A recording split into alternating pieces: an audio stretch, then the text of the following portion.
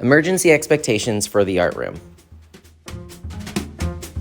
Hi Christy Cubs, I wanted to talk about our emergency expectations. Remember, safety is the most important thing and you never know when an emergency is going to happen, so I want to make sure that you're prepared because we do have some new expectations for emergencies.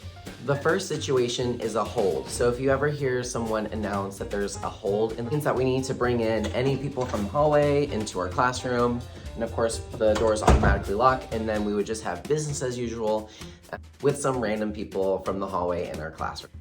If we're ever in the situation of a secure, that means we just need to come back inside the building. So it's not safe to be outside, so we just come back in. But we're not outside when we're in art class, so that really won't apply to us unless we do an activity outside. Now, if there's ever a lockdown, what that means is that we need to bring people in from the hallway. I will take this little magnet right here. It is up. I have to turn off the lights.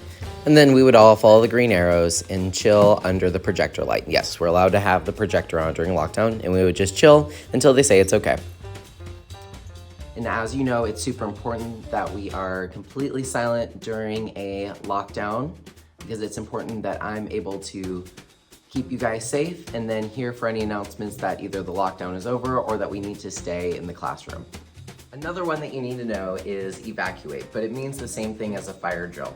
It means that we would need to line up on the rainbow line. I would get my backpack, which is super styling and looks like this. I'll get my walkies, line up on the rainbow line, and then as soon as we're ready, we'll enter the hallway. So here's our room on the map. We would actually go down by the office and then all the way to the north field. So that's where the playground is. Go out here, stop here, make a right, go all the way down to the double doors. First person in line always holds the door.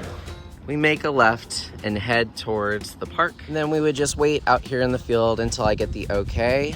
We would make note of any students that are still in the building. If you use the restroom or something and then you get lost, just go with a random class and we will figure it out. Don't worry about finding me outside. I do reward good behavior during a drill with a party of your choice. We've done glow-in-the-dark parties, we've done chip parties.